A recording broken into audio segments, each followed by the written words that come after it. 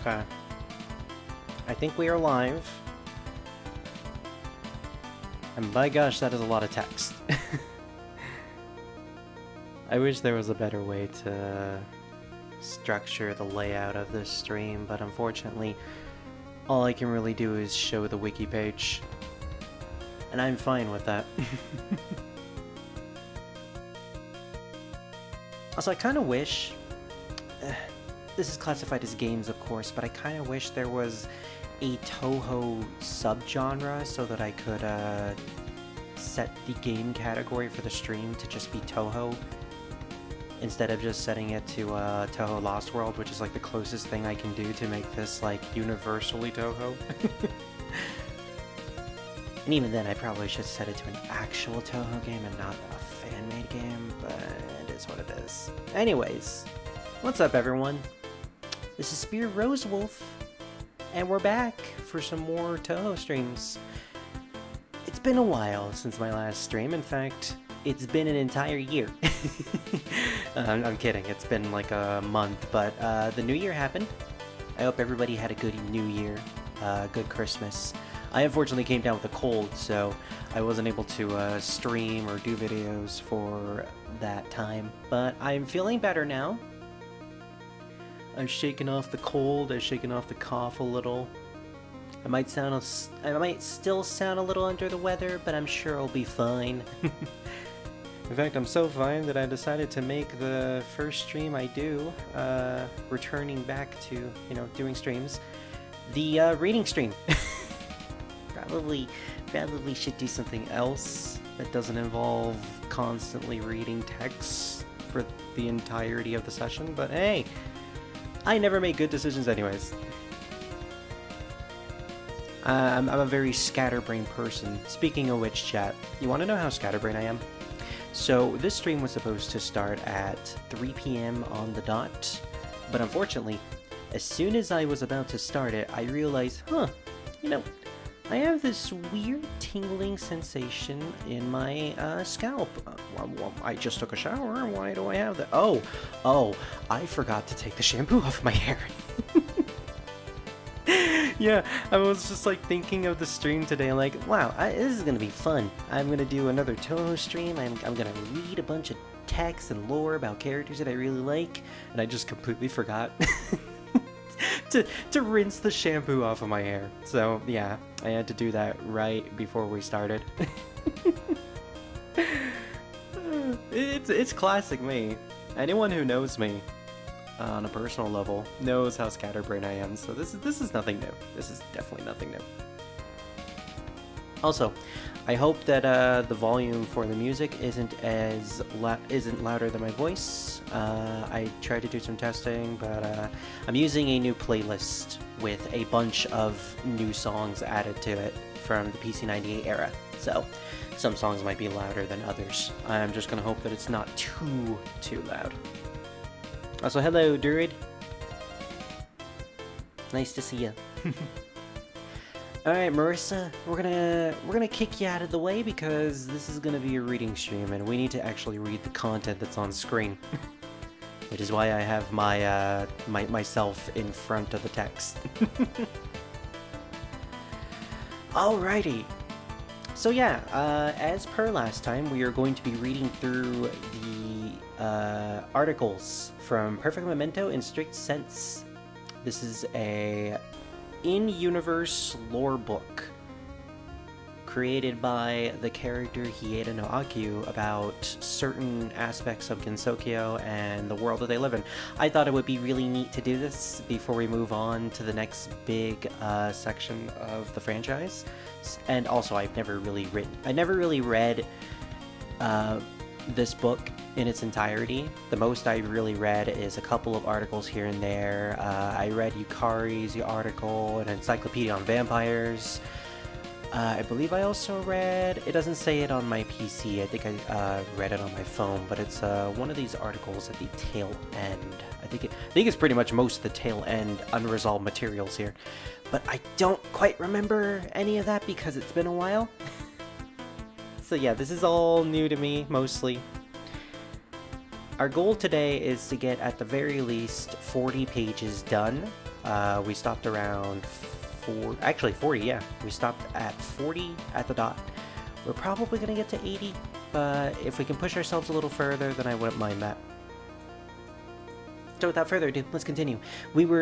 Last time we were here, we were going through the middle of the yokai encyclopedia, basically detailing certain yokai that are of significance throughout Gensokyo. The last article was of Mistia Lorelei. For refresher, this is how the articles are usually laid out. We have their names, their abilities, their threat levels, their human friendship level. I love the fact that she's poor in terms of friendship level. And main place of activity, as well as a bunch of excerpts on the character, as well as eyewitness reports, which I think is really fascinating, in that Hieda no Akyuu in lore asked a bunch of people around the block about the yokai in question. And I love the fact that Hieda no Akyuu is a very... she's a character that's only really in the written works, and this is her big introduction, the Perfect Memento in Strict Sense book. And it's all written in her perspective, meaning we get a lot of little nuances of how she works. So she is a chronicler who's tasked with chronicling the information in Gensokyo, as well as the history about it, as were her apparent ancestors of the Hieda family. And one thing that is very apparent is that she is incredibly goofy. She likes to exert her personality into all of the texts here, and one of my absolute favorites was during the Wriggle Nightbug article, where you can tell that Akyuu has a disdain for bugs, because most of the information here is about how creepy and disgusting Wriggle is, and most of the eyewitness reports are from anonymouses, which is not strange for this book. There are a lot of eyewitness reports that are left as anonymous, but it gives the impression that these are all just excerpts from Hieda herself because of the fact that she just does not like bugs. And it's even funnier because none of this has to do with Wriggle whatsoever. It's just about bugs that these anonymous people find across the street. This has nothing to do with this yokai, which is exactly what she says with every single report. She's a very fun character. And if that hasn't sold you enough about how fun she is, she leaves notations in pretty much all of her texts, which you can find at the end of the articles, and you get her personality from these. Like notation number 3 was from, she could have harvest mites lurking around her, or maybe fleas, which is funny. She apparently likes to call Reimu poor all the time too, so... Your mileage may vary on whether or not you think Akyuu is a likable character. I personally like her, though. Alright, so with that refresher out of the way, let's continue. We're on page 41 to 42 with Hong Mei Ling. Now, this is a character who has an amazing artwork. Look at that. Look at that art style. I love the fact that it's a portrait of her from behind, and she looks so cool. Also, I noticed that she's not wearing any pants, which is notable for one thing, in that Hong Mei Ling does not wear pants in the fighting games. Or no, she does wear pants in the fighting games. I guess I got that mixed up. She wears pants in the fighting games, I'm assuming because they don't want her to, have bare legs and expose anything. Because it's very easy to do that when a character is flipping around and doing kicks all over the place. That's my headcanon for why she wears pants in those games. In pretty much any other material, including her original game, she did not wear pants, it was just the dress. So, it's an interesting design quirk that she has had over the years. Also, another thing is that Hong Mei Ling is one of those yokais that I don't actually know what type of yokai she is, and I don't think this article will tell us either. So we have the Chinese girl, Huan Meirin. Yeah, her name is pronounced in different ways. This is not a mistake, it has been transcribed exactly as found in the original source. believe in China, she goes by a completely different sounding name, which basically means the exact same thing, as well as Japan and the Western audience. So she's definitely one of those characters that has a very confused, not only a confusing backstory, because it's very mysterious, but also a confusing name. Ability, using Chi. Threat level low, human friendship level normal. And main place of activity is the Scarlet Devil Mansion, since she works there. Hong Mei-ling is one of the yokai that lives in the Scarlet Devil Mansion. So we have a notation. The mansion where the devil lives, explain later. We'll hold you to it, Akyuu. She works as the gatekeeper and thus meets humans more than the other residents of the Scarlet Devil Mansion. She is skilled in martial arts and does have many unusual yokai-like powers. Her appearance is no different than a human's. She wears a Chinese-style outfit and moves lightly. Unlike other yokai, she does not specialize in a single ability, but is well-rounded. Her ability to use Chi is pretty universal, really. Because of that, she's not particularly strong compared to the other yokai, but she has no blind spot when facing humans. Nor has she any particular weak point.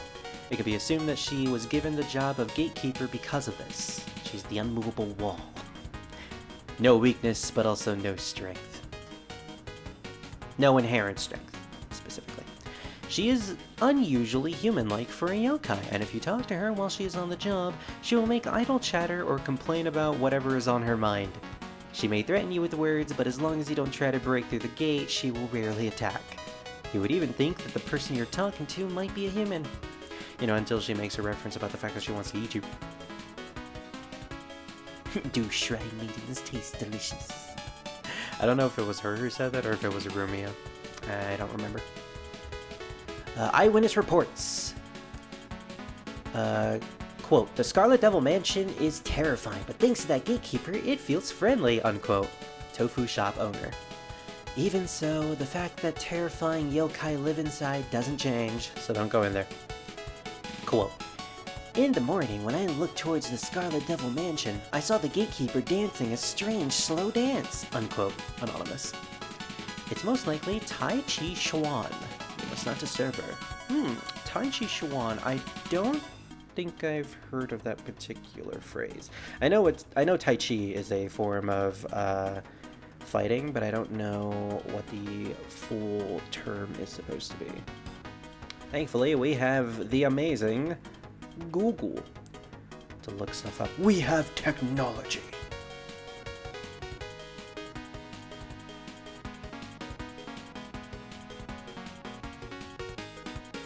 Apparently Tai Chi Chuan and Tai Chi are just the exact same thing. Sometimes spelled differently though. And yes, it is a form of martial art practice. Quote, when I passed the Scarlet Devil Mansion at noon, I saw the gatekeeper was sleeping. Anonymous, unquote. She most likely having a siesta. You must not disturb her. So we must not disturb her when she's sleeping, we must not disturb her when she's practicing her Tai Chi. When can we disturb her? Never. Countermeasures. Since her meals are provided by the Scarlet Devil Mansion, she isn't a yokai to be feared at all. As long as you don't provoke her, she isn't dangerous. You should refrain from breaking through the gate or sneaking through while she's sleeping. She'll attack you without mercy. But even if that happens, if you immediately apologize and retreat, she won't chase you. However, when it comes to extermination, things become extremely difficult. As a master of martial arts, she is highly proficient in battle and doesn't have any apparent weak points. I think this particular part of the article is where Hong Mei-ling asked, hey, can you not give me a weakness in your book?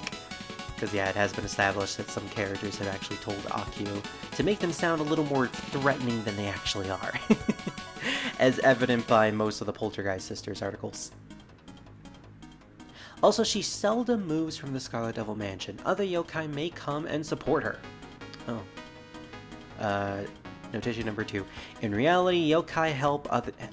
In reality, yokai helping other yokai is rare. Most just snicker while watching the battle. They're all Fucking jerks. In order to exterminate her, the only way is to request a one-on-one battle with a time limit. Humans are at a physical disadvantage against yokai, so a formal match is important. And win by empowering her through a direct attack. In other words, she may be a good opponent to test your skills.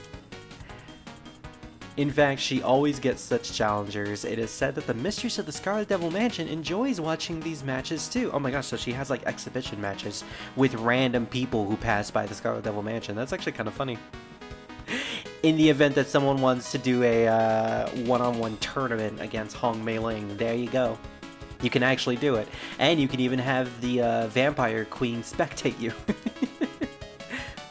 Just make sure you don't suck. Unlike her. Excuse me. I should remind everyone that I am still recovering from the sickness, so... Speaking of sickness, we have one of my favorite characters, conceptually. I personally always loved this particular artwork of Medicine Melancholy.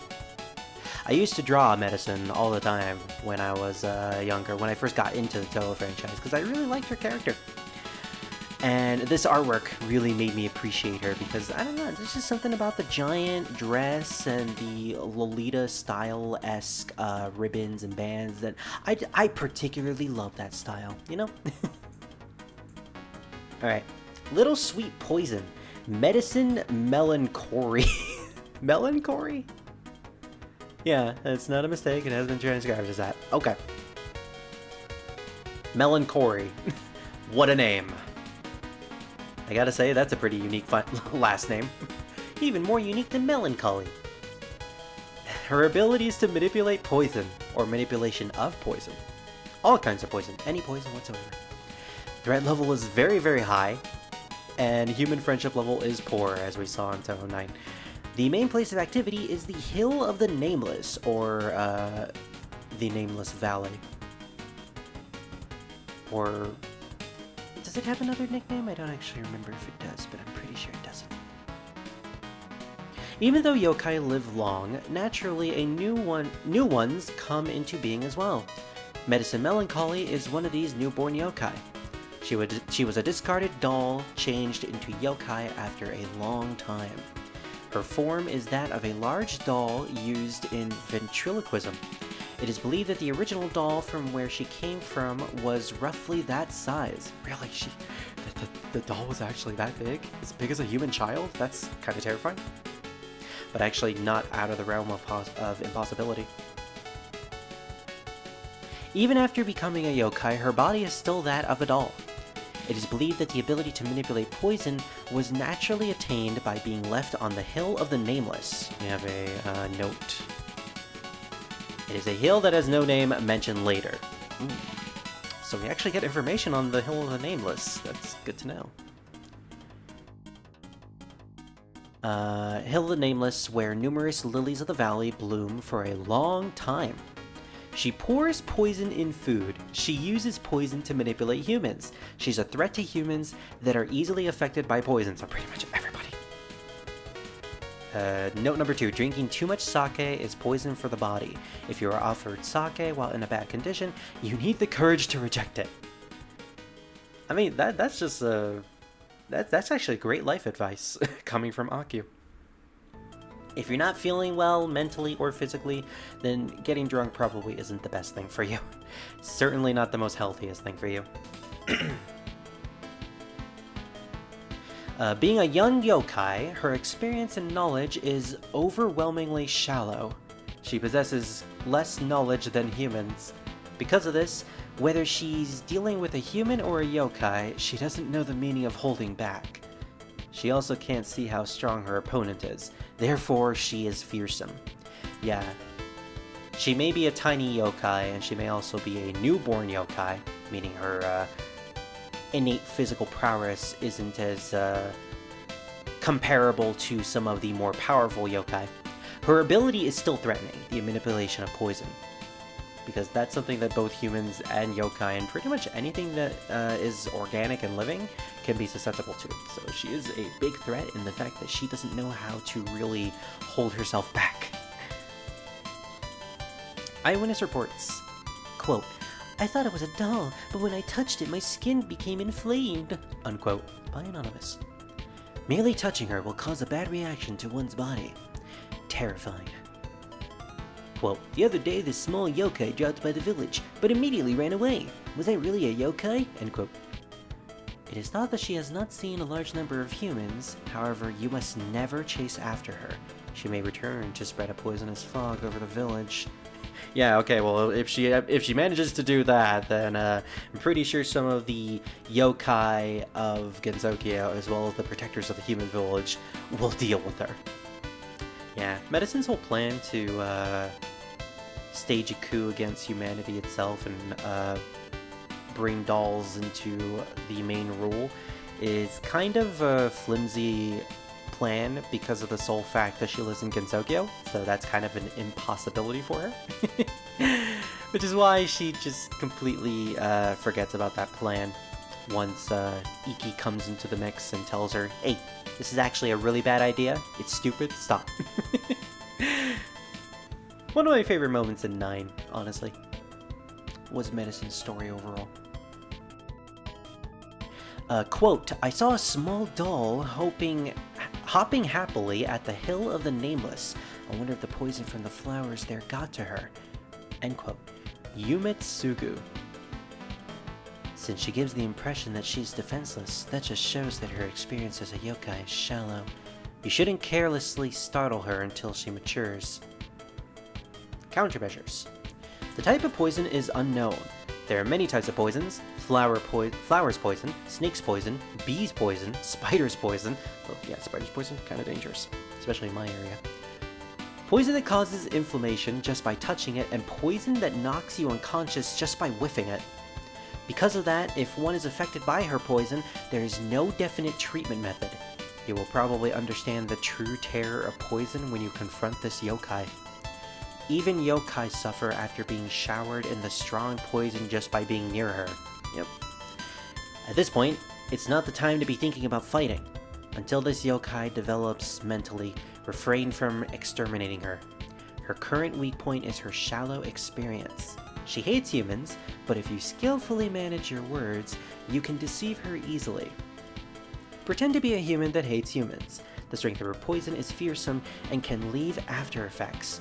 Poison that remains latent for a long time and cause delayed effects are also dangerous, such as alcohol and nicotine.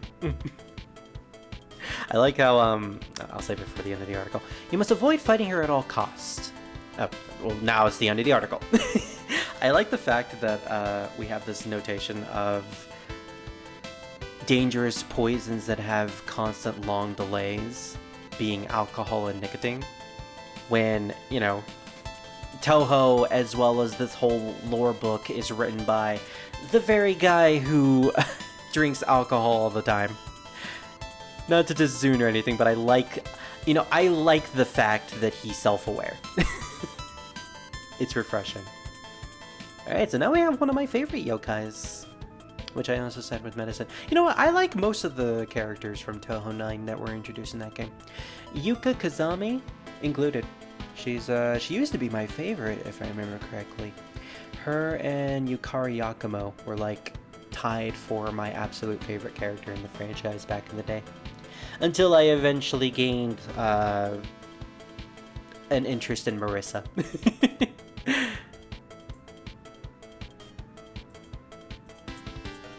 Also, I dig the artwork. It's really cute. Especially the smile. That smile is the type of smile that can murder somebody.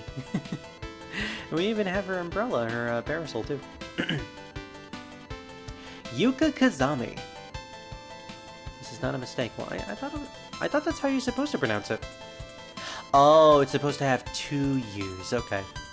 That always confused me about Yuka's name, and the fact that it's supposed to have 2 U's if you're spelling it from a Western point of view, but in Japan it's supposed to only have 1 U. I never really got that.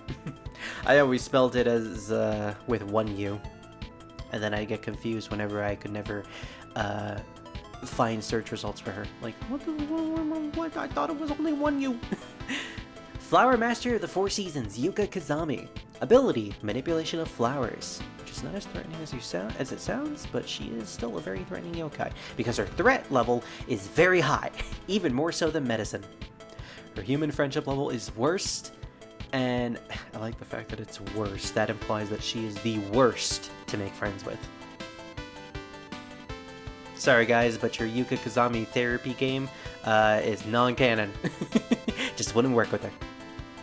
Main place of activity is the Garden of the Sun. She lives surrounded by flowers all year round, and if anyone disturbs her, be they yokai or human, she eliminates them with tremendous power no matter what. She's more like a manifestation of nature rather than a flower yokai. But unlike fairies, she is far more dangerous than any of the yokai introduced so far. Even more dangerous than Wriggle, Medicine, or Mystia. Jeez. She is usually active in places surrounded by flowers, and seems peaceful at first glance, but is merciless towards other creatures. She wears bright clothes, and her appearance is no different from a human. Very adorable human. The ability to manipulate flowers is something to the extent being able to make flowers bloom, shift the face of some flowers towards the sun, or make withered flowers bloom again. This ability is more an extra. She truly possesses extremely high yokai power and physical abilities, a yokai-like yokai. She doesn't feel an atom of fear when fighting humans or yokai, and loves rubbing people the wrong way. As yokai live longer, they become less active. There are few that take the initiative to attack humans. It is said that recently this yokai hasn't moved from the Hill of the Flowers much. So that's an interesting bit of information there. And this is something that I did bring up previously whenever I talk about Yuka, is that her ability to manipulate flowers is actually not all that powerful. When you hear manipulation of flowers, what usually comes to mind is Poison Ivy from Batman. You know, being able to create giant vines and sick them at people, or make giant poisonous plants and all that. No, that's actually not what Yuka can do. She could just move sunflowers around. She can make them bloom. She can cause them to not wither and die. You know, that's a neat ability, but battle-wise, it's incredibly useless. That is why she makes up for it for having just innate physical power. And also magic power too. She is well adept in magic as well.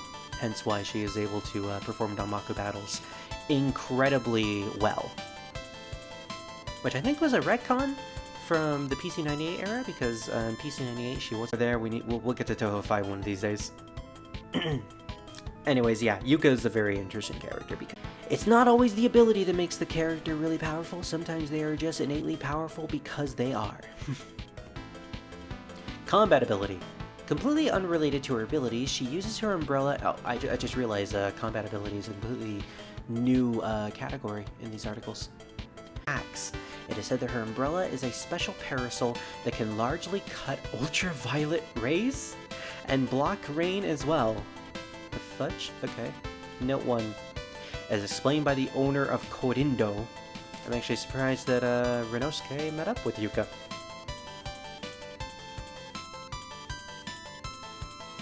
It can even block Danmaku? Okay.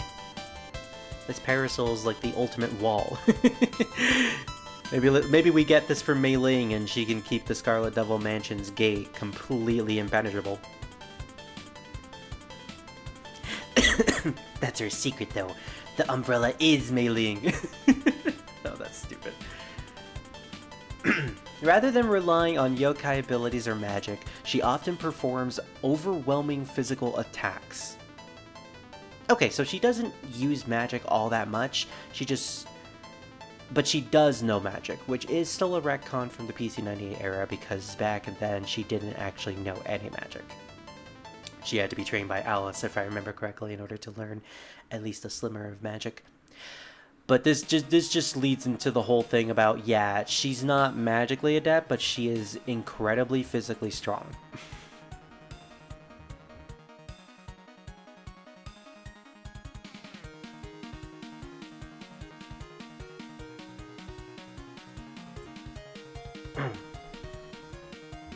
Also, apparently I am dropping frames for some reason.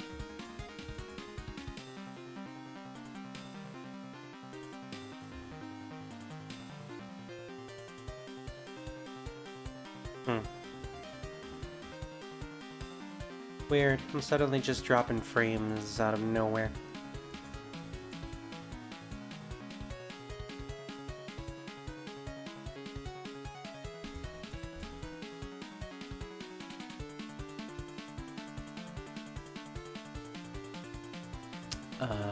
Okay. I'm not sure if I'm back or not.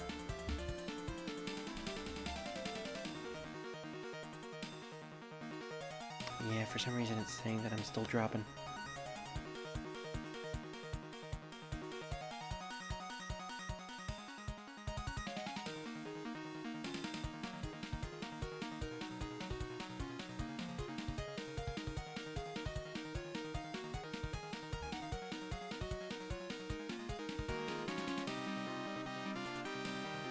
For the last 5 minutes, and this isn't the first time it's happened recently. Last stream I did, which was Final Fantasy V, I had a huge spike of lag and then eventually dropped frames like 2 hours into the stream. This time it only took 30 minutes to get this huge spike. And I don't understand why. I think it might have something to do with my bitrate. So I turned down my bitrate. It is at 400 kilobytes. That should be enough.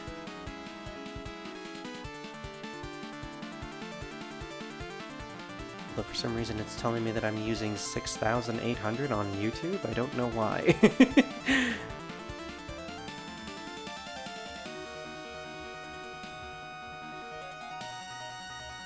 Yeah, I think we're fine. I think we're fine now.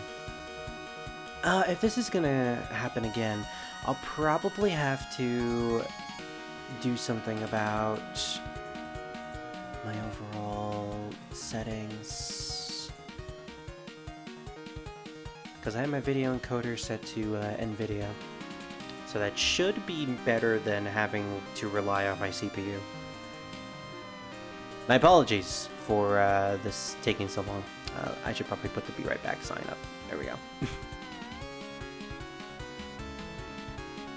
I'm just currently going through my settings real quick, just to make sure everything is okay. For some reason, OBS didn't tell me that I was dropping frames, which it usually does. It usually gives me a notification at the bottom right of the screen. And we have the bitrate set to 4,000.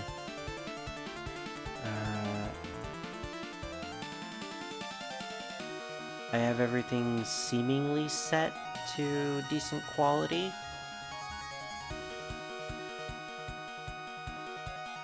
Maybe I could have my preset set to medium instead of good.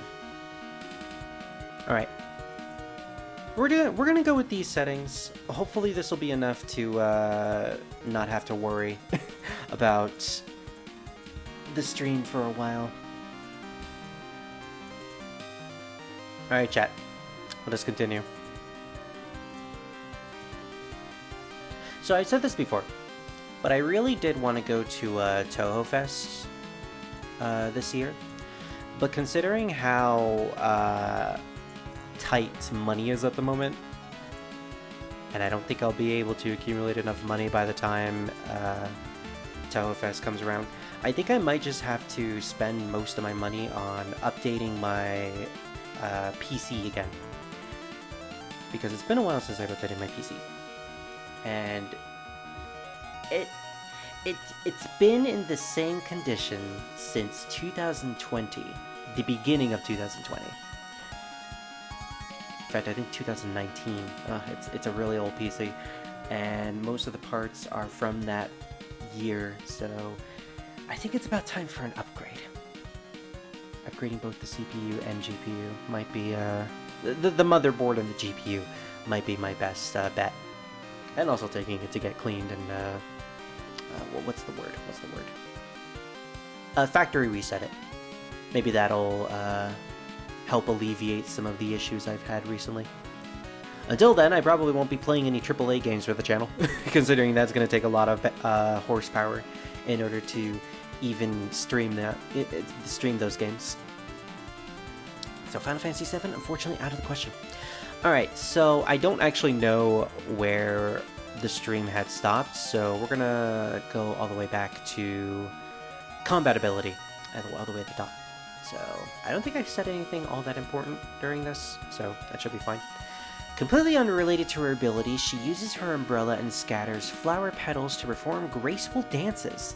It is said that her umbrella is a special parasol that can largely cut ultraviolet rays and block rain as well. It can even block Danmaku. I like the fact that it is known to block ultraviolet rays. That is like the best umbrella ever.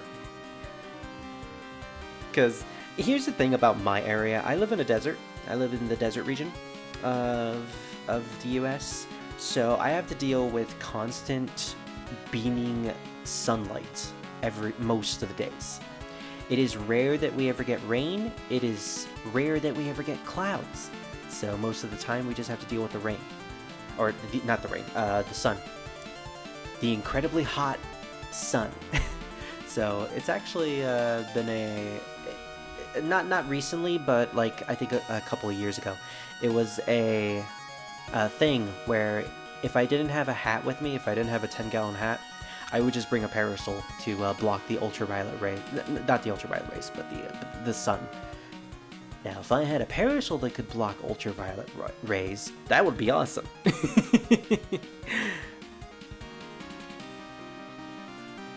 I like the fact that it also says largely cut, as in it doesn't completely negate it. Not even Yuka's power can negate the density of radiation. Rather than relying on yokai abilities or magic, she often performs overwhelming physical attacks. This class of yokai is not interested in the average human and only pays attention to equally strong yokai or humans with special abilities. However, when ones with power clash, both sides are aware that they cannot come to a conclusion easily. To counter this, rules will often be decided beforehand for a formal battle will take place. By fighting with these rules, even if one could continue after losing, they must admit their loss. Hence the Danmaku rules. Once that is done, the other side will not continue further. This is the wisdom of yokai who have lived long. So even Yuka realizes the importance of these types of rules to ensure that there's no unnecessary bloodshed. Unnecessary bloodshed and unnecessary genocide.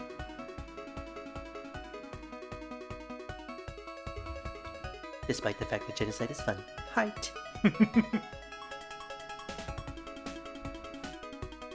Also, I don't think this was caught because the stream cut out. But I mentioned that, yeah, apparently Yuka doesn't rely on magic all that much, even in the Windows era. She mostly just uses her overwhelmingly physical strength in order to deal with challenges. But she does know some sort of magic, which again is sort of, I mentioned it was a retcon. Now that I'm thinking about it, the fact that Alice taught her magic at the end of Touhou 5 actually adds a bit of world building, because of the fact that, hey, this happened. Now she knows magic. She may not be able to use magic all that well, but she does know it. Eyewitness report. She came, quote, she came to the village to shop. She gives proper greetings, and she didn't seem like she's that strong. But, ... end quote. The flower shop. The stronger the yokai, the more polite they normally are, but you must not cross her. Quote, I see her at the shrine a lot. I wonder if that shrine maiden will exterminate her, ... end quote. The shrine maiden there is infamous for not doing her job. However, it's said that she's exterminated this yokai several times. Oh. probably bogus. Yeah, everyone knows it was actually Marissa that exterminated her.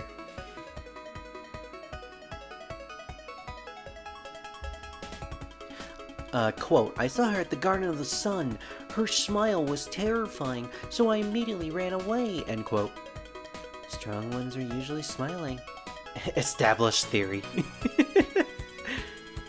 Countermeasures. There are no countermeasures. It is possible. There are no countermeasures. Okay. Straight and to the point. It is impossible for ordinary humans to exterminate her. They can only be vigilant. Luckily, she isn't interested in boring battles, so as long as you don't attack, set up a trap, or set her field of flowers on fire, you should be fine. If you come across this yokai battling with someone else, do not get yourself involved. It's not worth it, Jim. It's not worth it.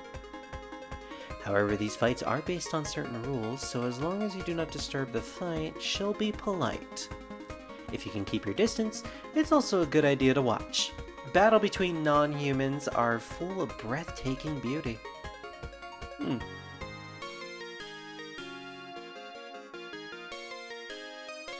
So, chat.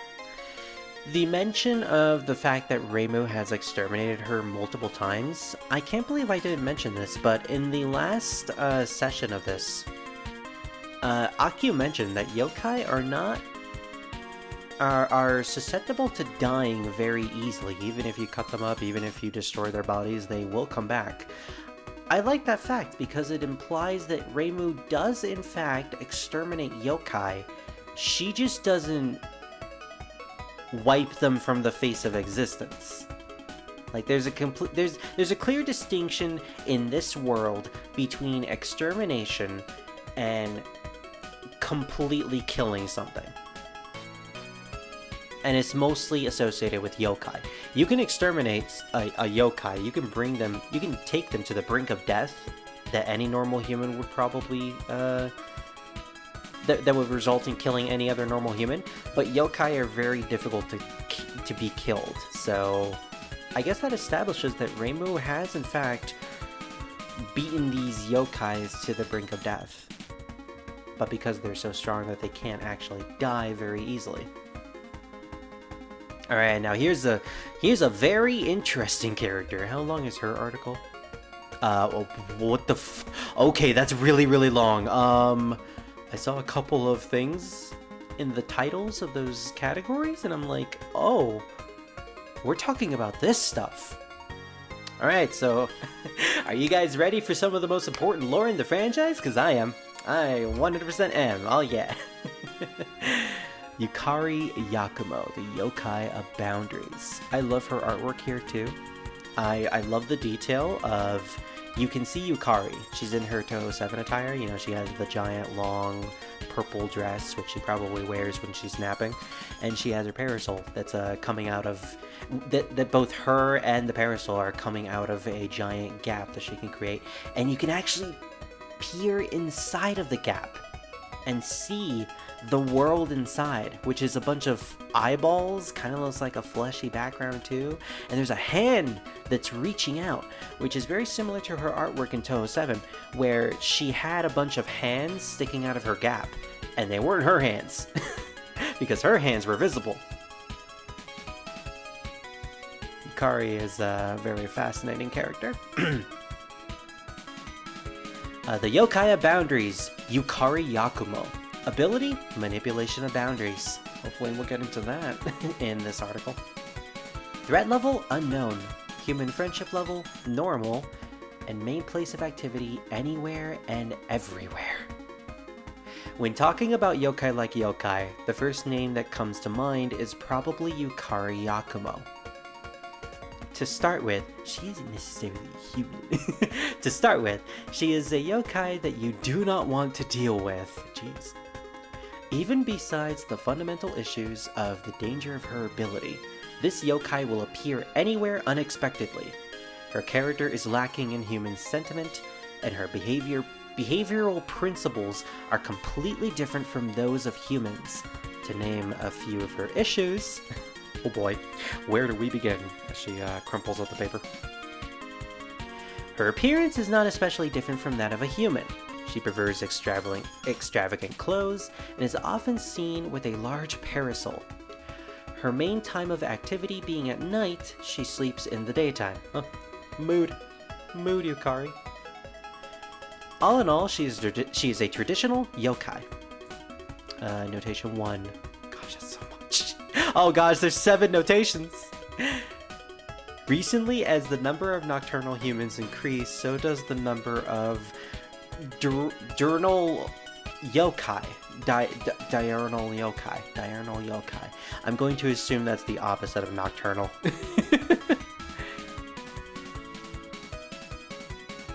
They're such introverts. Or, is it extroverts? No, it's introverts. Yokai are such introverts that they don't want to bother dealing with humans whatsoever. So, you know, considering the fact that most humans are now starting to stay up during the day or during the night, they just decide to stay up during the day instead. It's kind of stupid, but I love it. Though she claims to hibernate through the winter, we have only her word on it, and it's unknown where she lives, so this is unconfirmed. There's an article in the Yokai Encyclopedia of Aichi's, number 2, Gensokyo Chronicle, from long ago that seems to describe her. Aichi, if I remember correctly, was one of her ancestors. The Gensokyo Chronicles was written by the first member of the Hieda line more than 1,200 years ago. So it's confirmed that Yukari is at the very least older than 1,200 years ago. Okay. It appears she existed back then as well.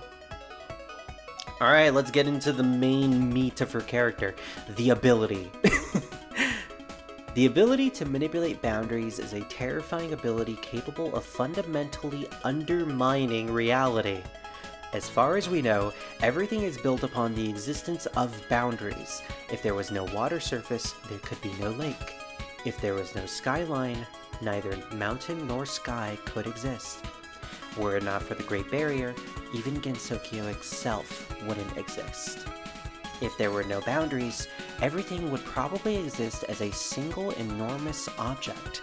Thus, the ability to manipulate boundaries is, by logic, an ability of creation and destruction. It's very similar to the aspect of creation magic, or reality warping magic in a way. And yes, boundaries in the sense of Touhou are concepts, in a sense. Boundaries are classified as concepts of something. As long as something that has an equal balance to something else, as in the concept of water and air, one being wet and the other being dry, that is technically a boundary. She can manipulate said boundary, so she can manipulate both of those aspects. The scope of this is not really stated in most materials, but we haven't finished this article yet, so maybe they will. Maybe they will interject about this. Also, hello, Final Fantasy VI. I keep forgetting that this song is a remix of Final Fantasy VI's boss theme. It essentially creates a new existence, or conversely, rejects some existence. Among the abilities yokai are known to possess, this is one of the most dangerous, being comparable even to the power of gods. She is also capable of moving an entirely separate location between gaps in space, whether it be her entire body or only part of her. That is, indeed also terrifying.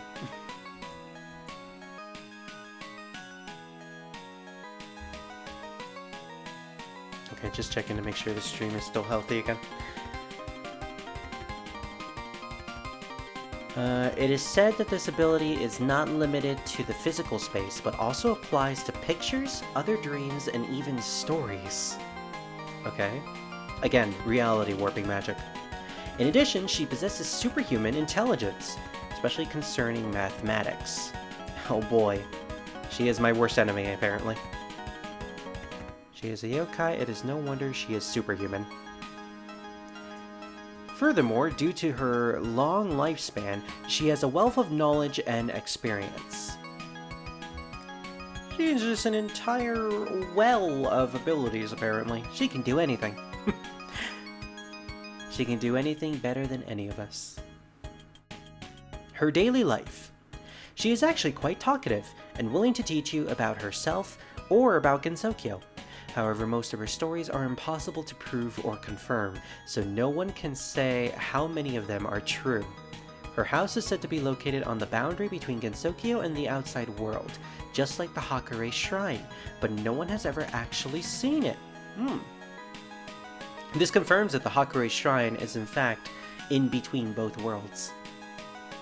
It may not look like it when you take the entirety of Gensokyo's landscape at face value, but metaphysically it is on the border. It is on the supernatural border. This is because she moves through gaps in space, so she seems to appear out of nowhere and disappear into nothing. No one can follow her through the gaps, so it's not known if it's true or not. Again, a lot of assumptions here. Note number 4. There are rumors her house is located in the outside world. She probably has like a little villa next to a beach or something. She seems like the type of character that would have that.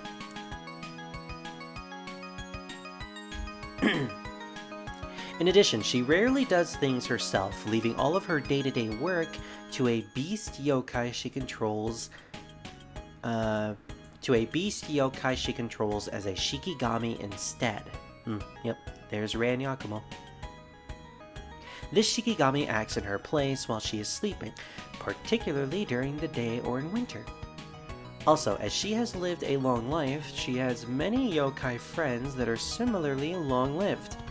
Most of her friends are yokai of the strong class, like Yuyuko Saigyoji of the Netherworld and the Oni Suika Ibuki, both described later. Yeah, we haven't even gotten to Yuyuko, despite the fact that we had a whole table of content category describing the ghost. Alright, connection to Gensokyo. Gensokyo is isolated from the outside by a large magical barrier. This barrier could be seen as the boundary separating the inside and outside.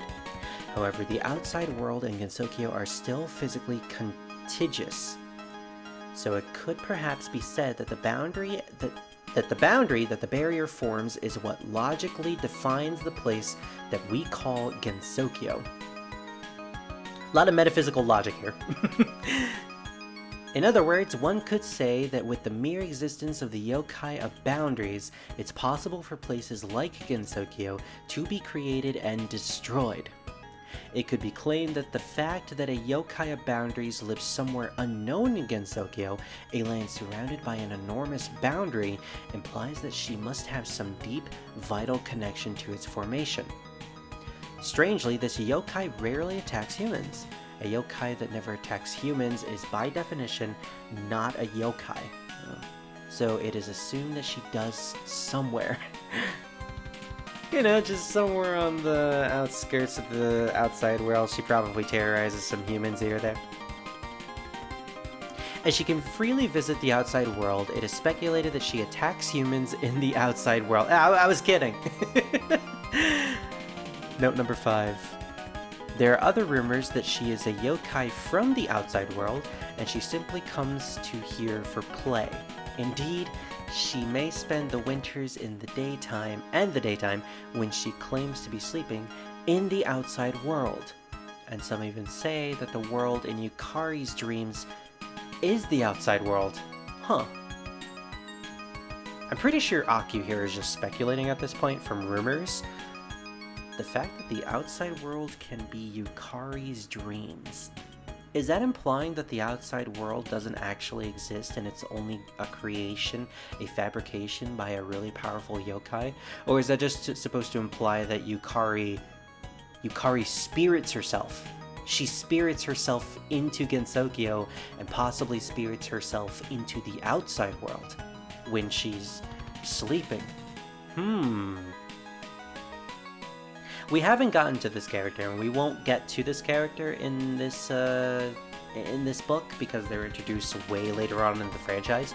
But there is a character from the outside world that is introduced around Touhou Touhou 15, or is it 14? I think it's one of the spin-off games.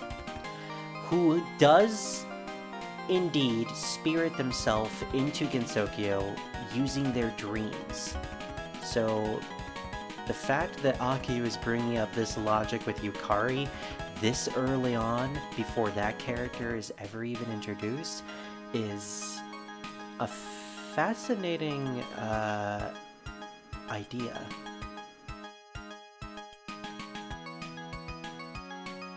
I always took it as a headcanon that Yukari does spend her time in the outside world when she's not in Gensokyo. Like, again, Akyuu mentions that she may spend her winters in daytime there. I always thought that she goes on vacation during the holidays to the real world. It's very believable. She does have the power to go in and out of the world as she pleases. Yeah, Akyuu is shotgunning. Yeah, this entire notation is just her theorizing. But it is something to think about. Where were we? Right, anecdotes about this yokai. The Genso Lunar War. Oh boy. This is where they introduce it. This is a story from over 1,000 years ago. It is said that she once invaded the moon by modifying the boundary between truth and falsehood and plunging into the moon's reflection on the lake's surface. So that's the logic on how she did it. Although she went in with an army of impudent yokai, they were crushed by the moon's advanced weaponry. Because of course, Lunarians are advanced. They always are in any single fiction whatsoever. It is believed because of that incident, yokai usually do not choose to attack outside their territory. The stories of this event are also what make her powers widely known among humans. Yeah, so there's some speculation on whether or not the Genso Lunar War was done on purpose by Yukari in order to teach yokai the lesson of not overstepping their boundaries. Their boundaries. Yeah. That was an accidental pun there. But knowing Yukari's personality, that does actually make a lot of sense. Yokai Expansion Project, a story from over 500 years ago. The project refers to a plan designed and implemented by Yukari in order to restore power to the yokai of Gensokyo who felt pressured by the increase in human population. Until then, Gensokyo was merely a spot deep in the mountains in the middle of nowhere, but she planned to create a boundary of illusions and reality around Gensokyo, logically creating a new world. I'm not gonna lie, that's pretty intense, Yukari. Yukari is the spiriting away yokai according to her Omake text, so she does in fact eat people from the outside world. Yeah, that is true. I don't think Akyuu knows about that, though.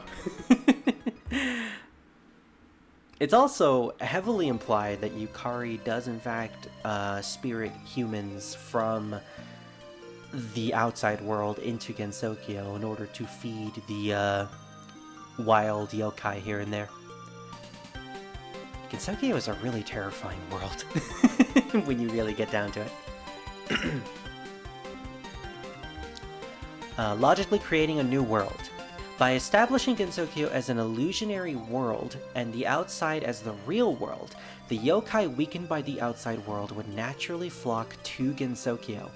This was a true epochal event. With this, it ended up that even yokai from outside of Japan immigrated to Gensokyo. Yeah, so that's why we have a bunch of Western like yokai here and there. That's why we have Vermilia from the 6th game showing up. The effects of the boundary continued even now. The cleverness of the plan lies in allowing yokai to disappear in the outside world while permitting them to thrive within Gensokyo. As long as the outside world remains in the hands of the humans, Gensokyo will remain in the hands of the yokai. Which means we can subjugate humans for as long as we want. Yay! This is totally not a corrupt and horrifying system whatsoever.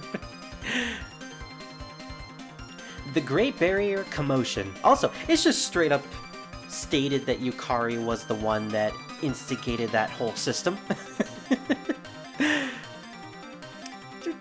We're just gonna, you know, throw that in. Throw that bit of information in. The Great Barrier Commotion. This, of course, refers to the existence of the Great Hakare Barrier. Notation 6. The boundary separating Gensokyo and the outside world. It's a logical boundary, but it is said to have become extremely difficult for humans and yokai alike to pass through it, so it's clearly a strong boundary. It's a type of seal that cannot be broken, it's a type of seal that cannot be passed through unless through very specific means involving logic and unrefined logic. Basically, if something stops becoming logical, it's a great chance that the Great Hakare Barrier will allow it to pass through and enter into Gensokyo. Hence why we have a lot of supernatural and lost religious beings inside of this world. It's the only place that they can thrive in because no one else would purposefully and truthfully believe in them in the outside world.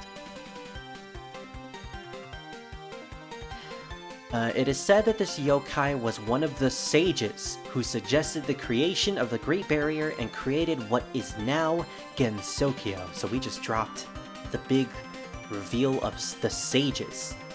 That is an important title that we better remember for later on. However, it appears that in the beginning, there was some opposition to this plan from a number of yokai, and there was open conflict between them. As this conflict distracted yokai from their normal attacks against humans, the Great Barrier has received great praise among the humans of Gensokyo. Eventually, word of the usefulness of the Great Barrier circulated among the yokai, and there are scarcely any that oppose its existence now. So there were people who were actually against it back then. I guess most of the yokai that are still stationed in the outside world are probably still the ones that were opposed to it from the very beginning. If they weren't created after the barrier was created. The Phantom Commotion. The Phantom Commotion refers to the weakening of the boundary between the netherworld and the world of the living. Oh, Touhou 7. Which has made it easy for the respective denizens of each to cross through it. It is obvious it was the doing of this yokai. No shit, Akyuu. Since this was the act of a wise yokai, it's possible there was some extraordinary benefit to yokai society in doing this. As this is an ongoing incident, the matter remains unresolved. I have been unable to confirm this in my timeline. So not even Akyuu knows the full story of Perfect Cherry Blossom. I guess Reimu, Marissa, and Sakuya never actually told her what happened. I'm not even sure if they know what exactly happened and why Yukari weakened the barrier. From what I remember, Yukari mentioned that she is friends with Yuyuko, and she did it upon Yuyuko's request. But Yuyuko's plan was to reincarnate the Saikyo Ayakashi and break the seal on it. Which the main characters did learn about, so I guess that bit of information Akyuu doesn't know. In any case, Akyuu doesn't know the full story, and I'm pretty sure Rei, Marissa, and Sakuya don't even know the full story of why Yukari ended up helping Yuyuko in the first place. Yeah, exactly. You know, Bigfoot just chilling in the middle of a random forest because it's so well believed in the actual world that it doesn't actually need to go to Gensokyo. Give it like 50 more years, maybe people will stop believing in Bigfoot. That's probably around the time where Gensokyo will probably welcome it. Eyewitness reports. Oh my gosh, it's Reimu. She makes my food disappear right out from under my nose, even when I'm careful about it. I wish she'd stop. When you're not looking, she can slip her hand through a gap in space and take things from far away. Reimu, she spirited away your food! She keeps popping into my house, Daze, and I wish she'd cut it out, Daze. Can't she at least use the door like a normal person, Ze? Says the person who's saying Daze all the time. Marissa Kirisame. You'd imagine there would be a limit to how slippery and elusive someone can be. Alright, countermeasures. I'm going to guess that, like Yuka Kazami, there are no countermeasures. She seldom appears in the human village. Bearing unknown circumstances, she largely doesn't attack normal humans very often. No matter how confident one is in her abilities, or their abilities, it would be wise to not attempt to exterminate this yokai. Though she would likely make allowances for the power of her opponent, so as not to allow the battle to become too one-sided. In any case, there is neither any sort of defense against, nor weak point in the ability to manipulate boundaries. Yeah, it is just that powerful of an ability.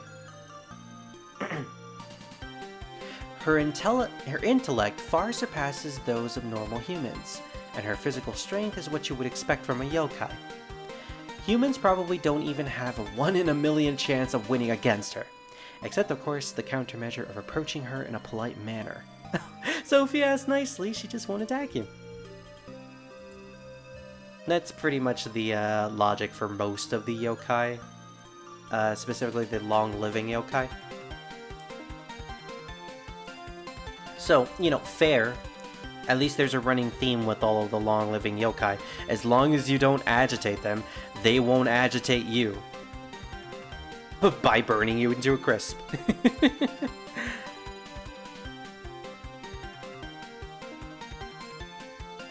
Alrighty. We're making good headway, but I think we're going to stop at page 80, just like our original plan. We are now in the next category. The Encyclopedia of Magicians. Otherworldly magical beings, the Magicians, which are a different race to yokai. Usual threat level, normal. Frequency of encounter, low. Variety, low. Yeah, considering there's only like 2 magicians at this point. Places likely to encountered, anywhere. Places likely to be encountered, anytime. Or times likely to be encountered, anytime. Characteristics. One who has been possessed by magic, such that one's body itself is powered by magic. This type of yokai is known as a magician.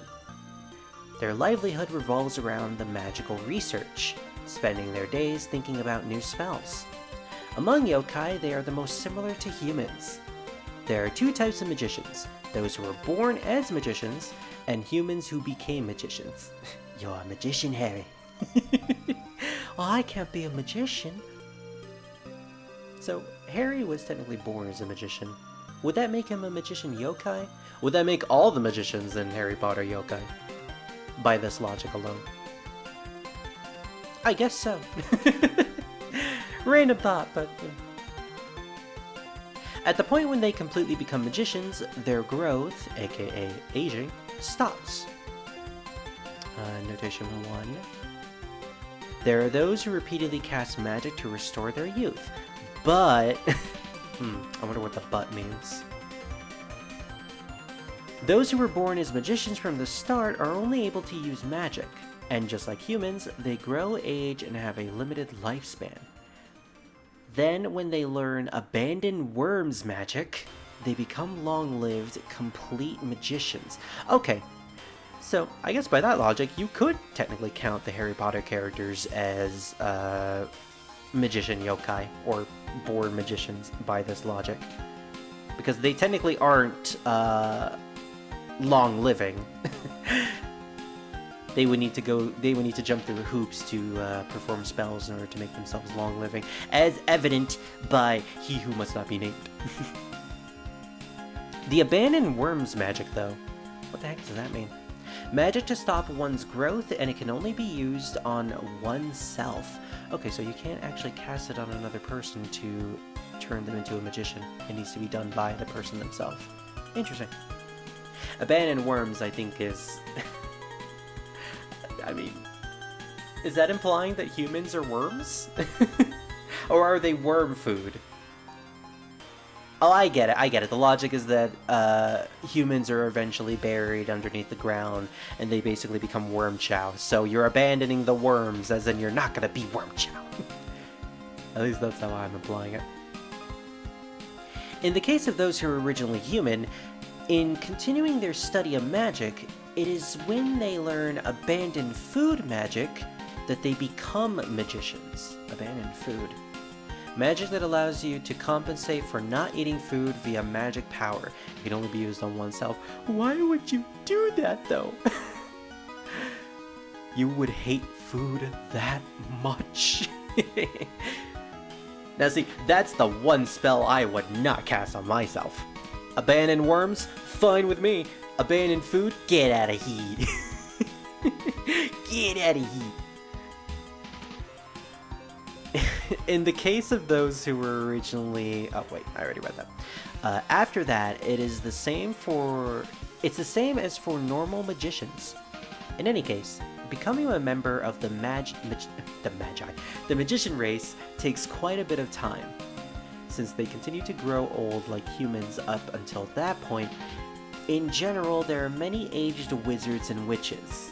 However, in Gensokyo, magical research is more advanced and learning magic is simple. Excuse me. Thus, there are more than a few young, childish magicians in Gensokyo, as evident by Moreso. There's no way to tell them apart from humans by appearances. Their bodies are nearly the same as humans, and so they are frail in comparison to other yokai. They are generally intelligent, studious people with lots of knowledge, but they tend to be hikikomoris and not leave their homes. See, I know the term hikikomori. It's basically a shut-in. It's basically the Japanese equivalent of a shut-in. Considering our candidates for magicians in this franchise are Patchouli and Alice, it would be safe to say that yeah, they are pretty much both hikikomoris. Or at the very least Patchouli. The bookworm. Potential harm. Sacrifice, theft, and abduction as well as fraud. I mean, I get the sacrifice part. I get it. Theft, abduction, fraud. Those are jabs at Marissa, isn't it? She's not even in this category, though. She's just a normal human. She's an ordinary magician. That's all there is to it.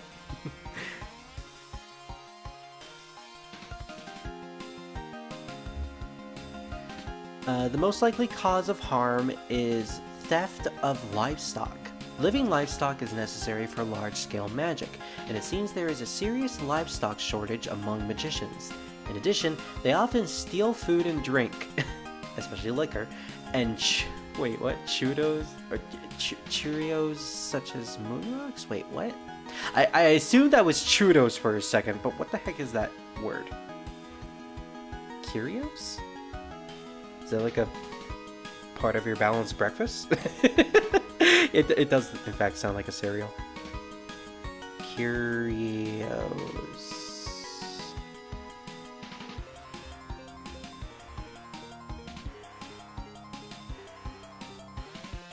Curios, a rare, unusual, or intriguing object.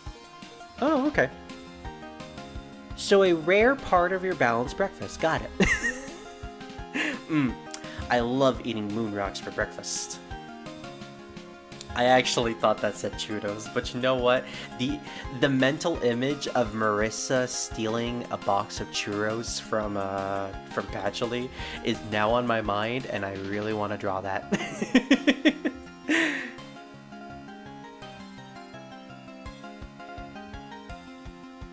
But where are the old crone-looking witches?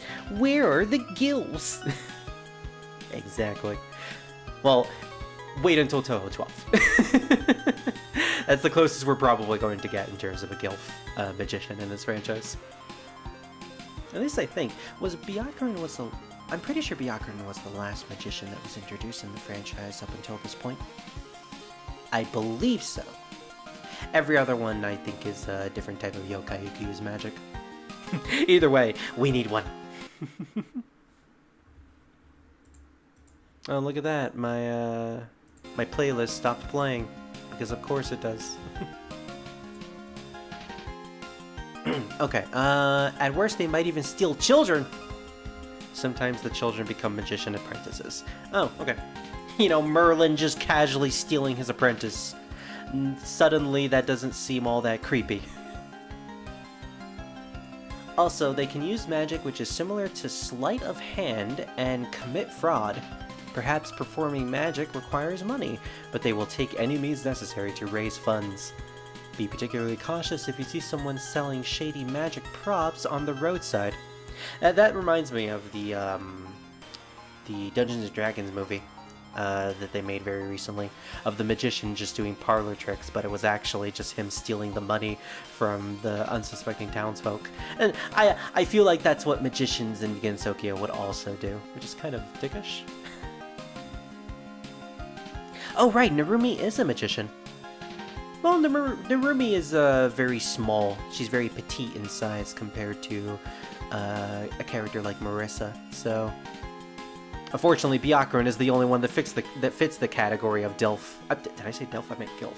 Oh wow, that would be a completely different character if Byakuran was classified as a Dilf. Woo. Okay. Oh, maybe her brother. Anyways.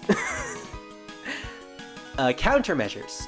The most important thing is to not trust magicians. Fortunately, their bodies are only about as strong as that of an ordinary human, so running away is simple. A magician who is properly prepared is so strong that they can take on any kind of yokai. However, they are weak to surprise attacks, and are not good at close combat or lengthy conflicts. The most fundamental thing is to be careful not to fall into a magician's trap, which will not happen without entering their territory. If you happen to do so, your best options are either to immediately run away, or to boldly approach them. Marissa in the Forest of Magic, some random person who enters it, they just walk towards Marissa's house. Marissa comes out and is like, "Oh, you're approaching me?"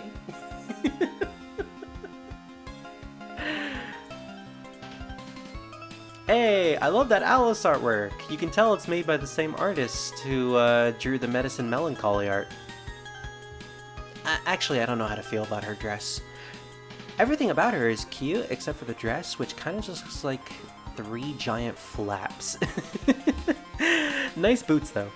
I like the design on the boots, kind of makes it look like a crucifix at the end. And her Grimoire of Alice, which is completely locked away. Neat detail. I can't tell which doll she's using, though. I'm pretty sure that's not Horai. Horai is usually the one with the bow. Shanghai, I think, also has a bow. most of her dolls do, in fact, have bows, so I think that's just a completely original doll. If not one that we haven't really seen drawn before. The 7-Colored Puppeteer, Alice Margatroyd. Ability, manipulation of dolls. Threat level, low. Human friendship level is actually pretty high. Main place of activity is any kind of place. The magician that appears in front of crowds during festivals and displays her performances with her dolls would be Alice Margatroyd. She is an artistic magician who manipulates dolls with magic and makes it appear as if they were alive. Yeah, so basically a puppeteer. She's the puppeteer class from Final Fantasy. She has blonde hair and pale skin, looking very much like a doll herself. She is the type of magician that was originally human and became one through training. Because of this, she is very understanding of humans. Okay, so that implies that she was once human, which kinda contradicts stuff that we learned in the PC98 era, specifically the fact that her creator seems to have been a yokai goddess, but PC98 isn't exactly fully canon, so take it with a grain of salt. However, her history as a magician is short, and she is a novice. She still eats and sleeps and does everything a human would, despite not needing to do so. I mean, I would. Yeah, sure, I don't need to eat. I don't need to gain nutrition just by eating something, but I'll still do it because it's fun. Because it's nice, it feels good. She usually lives in a cozy western house in the Forest of Magic. If you happen to wander into the Forest of Magic, lose your way and end up at her house, it is said that she will cheerfully allow you to stay the night. Oh, how sweet of her. However, while she says that, all she does is research magic and control her dolls without really conversing, which is unsettling, so it seems one would want to run away as soon as possible. I mean, she's so fixated on her work. She doesn't seem like the type that would be dangerous. And she seems to like humans enough. So I don't think it's really that much of an issue if she doesn't seem all that friendly, conversely wise. However, running into the forest of magic at night is also scary, so you would have no choice but to bear with it. Hey, I would. I'd bear with it. I'd probably chalk up a conversation with her or something. Hey, those are nice dolls. Hey, I want to be a puppet master too. What are your opinions about Beastmaster? Alright, so her ability, doll manipulation magic, is magic that makes it seem as if the dolls were alive. It is not magic that gives life to the dolls, but allows the user to control them with magical strings, so long distance manipulation is very difficult. However, dolls cannot defy orders or harm their user. The dolls she uses are not all special dolls. There are many normal dolls. Most of them were made by her. By attaching magical threads to her handmade dolls, she manipulates them freely. I'm like half convinced that the concept of Alice manipulating dolls was a reference to the Naruto franchise, with how puppet masters can actually manipulate their own puppets. Very similar to how Alice is portrayed of manipulating them through magic string. Although that seems to be a running trope with puppet manipulating characters, or doll manipulating characters in general. She is very dexterous. However, magic threads are not controlled by the hands, but by magic. Okay, so she doesn't actually need to move her fingers in fruition in order to move the dolls. She just moves them with the power of her mind, basically. I want Beastmaster to have a whip. It will. It has to. Either that, or some form of claws or something like that. I mean, I'm hoping for the whip.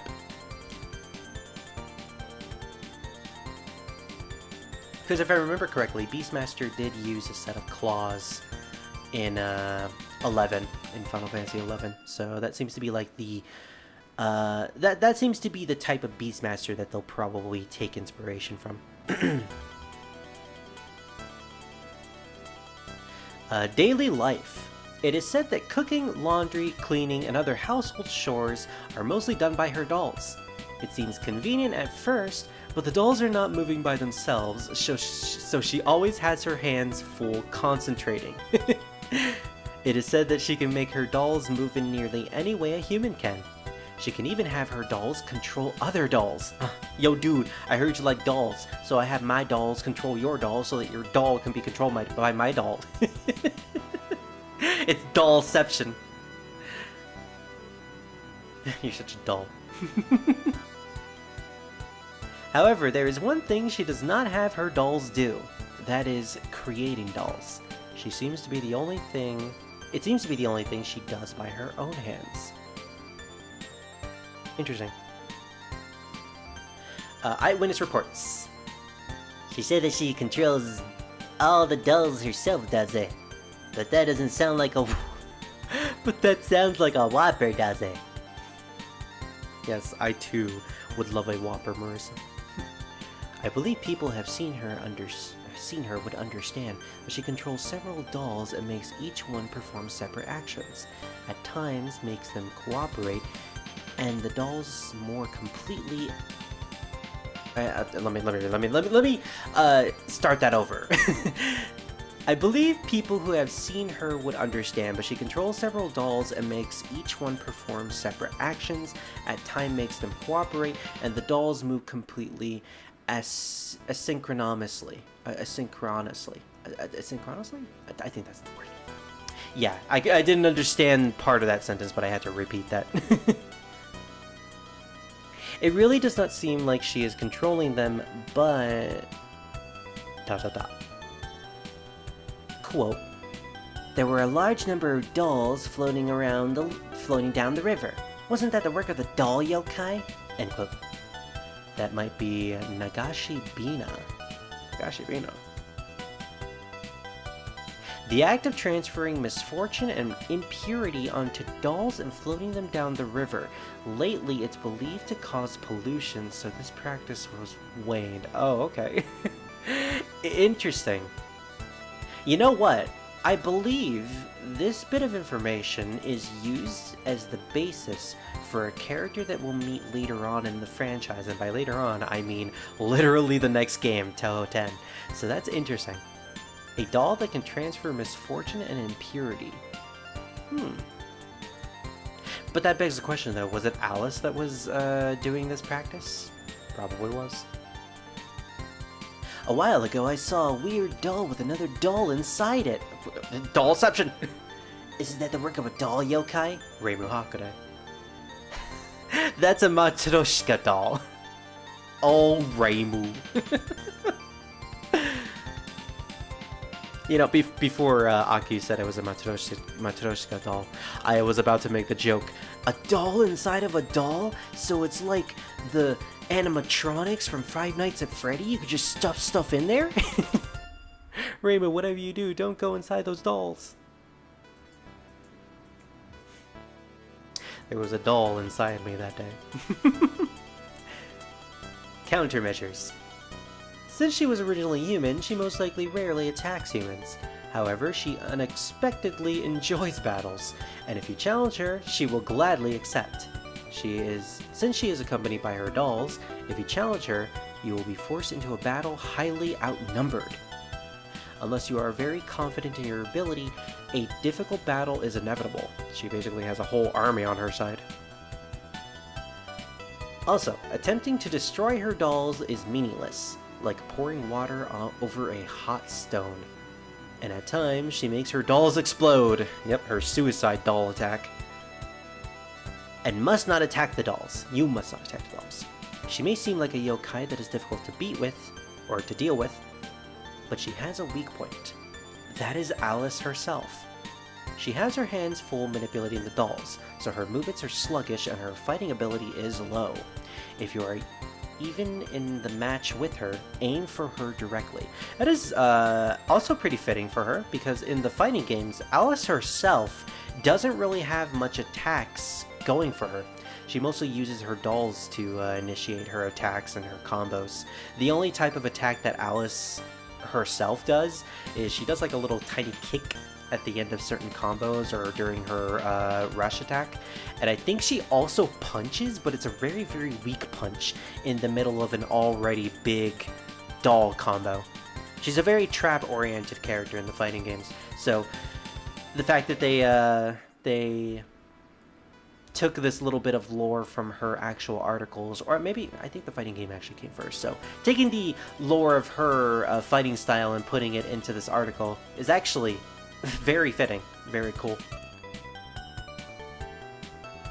It's also a type of logic that is mostly known to work against puppet masters in other medium. The puppet is most likely the puppet is basically just a wall. You really want to go for the puppet master if you want to deal with it first and foremost. Exactly, Hina. Alrighty, now we're on to Druid's favorite character.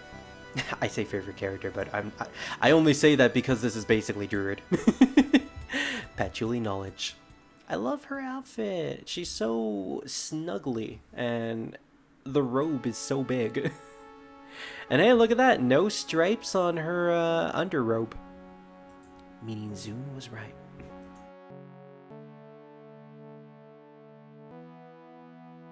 I don't recognize this song.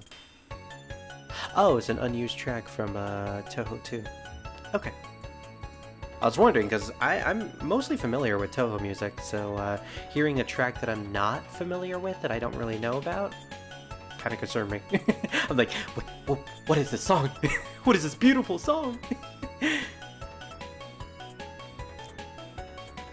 Though Alice's omake text makes this seem like a funny joke, since it points out she's stronger without the dolls and is using them to challenge herself. That's true, actually, yeah. Akyuu made no references to her grimoire whatsoever in the article. So it's shown in the artwork, but Alice carries a grimoire with her all over the place. The Grimoire of Alice, and it is in fact locked purposefully by her. I think the logic is that she once lost with the grimoire, and because of that loss, she feels like the ultimate magic that comes from the grimoire. If she were to ever lose from it, she would probably go nuts about the loss. So she purposefully neuters herself to ensure that, okay, if I do lose a battle, then it'll be on my own terms. Not because this ultra powerful magic that I have access to is actually much weaker than I think it is. At least that's the logic that I remember. Also, yes, books! Read the motherfucking book! Don't steal the motherfucking book! I'ma do it, Druid. I'ma steal the books. I'ma steal all your books. Because obviously I'm the moreso to your patchouli.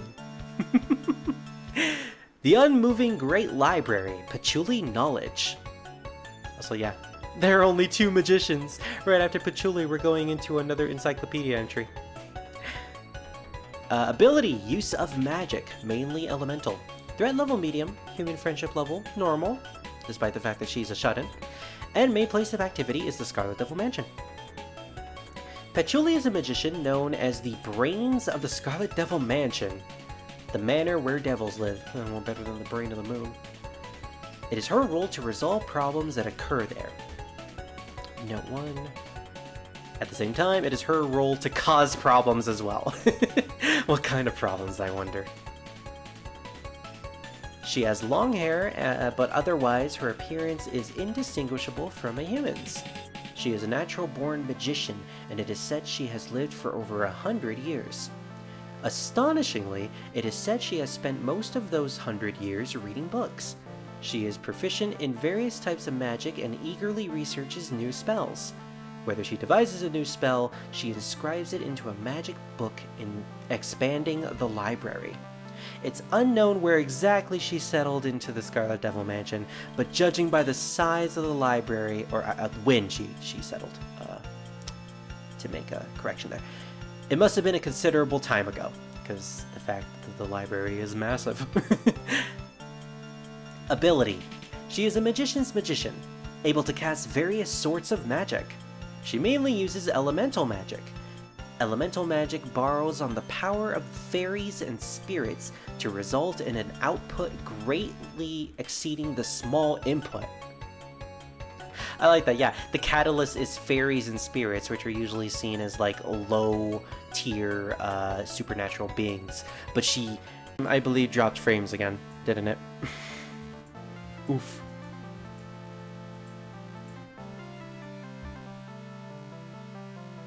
I assume I am dropping frames because my stream is lagging.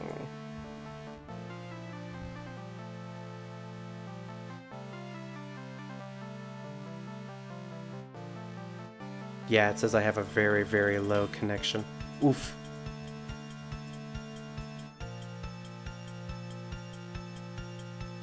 Alright, yeah.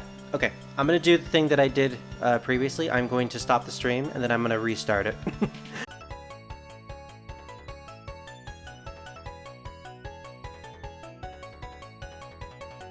Okay, I believe we are back.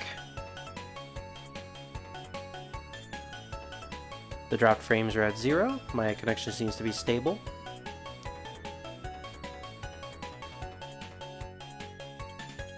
Okay, so it wasn't my GPU, it wasn't my CPU, it wasn't my memory that's causing problems. I think it just might have to, I think it might be my connection, my actual Wi-Fi connection. Or not Wi-Fi, I have a tethered, I have an Ethernet cord tethered to my modem. I think I might need to reset my modem, because it has been a while. I think that might fix the connection issues. But we're just going to continue on. Hopefully we don't get another dropped connection again. Huh, an hour. Well, we lasted much longer than last time, at the very least. Yeah, I definitely have to do something about this. Alrighty. Are we back? Can you guys hear me? Can you guys see me? Can you guys I'm not gonna say that.